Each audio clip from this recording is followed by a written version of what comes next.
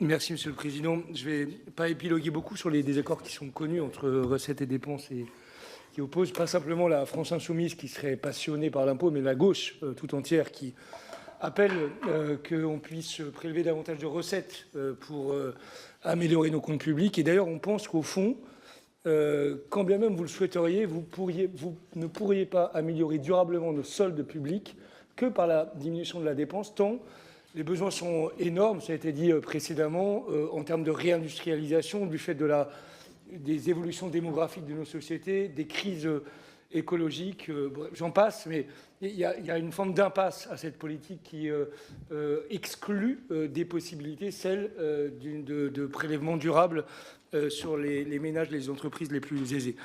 Juste une remarque et deux questions rapides. La première remarque sur la forme, on s'habitue, je crois, de manière assez illégitime à ce que d'année en année, on ait un comité d'alerte des finances publiques qui nous dise ô combien la situation est difficile, maintenue, surveillée à l'euro près, comme ça a été dit, mais qu'en raison de l'évolution de la situation, il faille encore faire des diminutions de dépenses publiques. On a comme l'impression quand même que ces diminutions annoncées, elles étaient déjà annoncées en réalité dans le PLF initial et que les 6 milliards là, participent d'un récit qui fait que d'année en année, en fait, on a le surgel, les gels et les millions en réserve comme méthode de fonctionnement.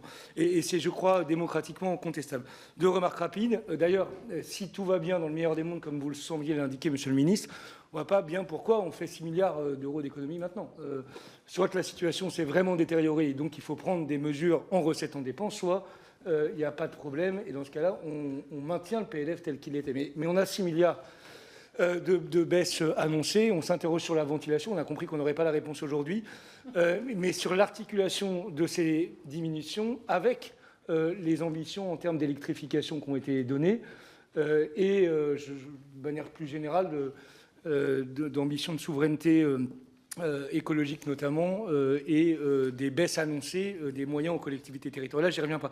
Et dernière question très rapide pour interroger effectivement le cadre européen, parce que si nous sommes fédéralistes pour le meilleur.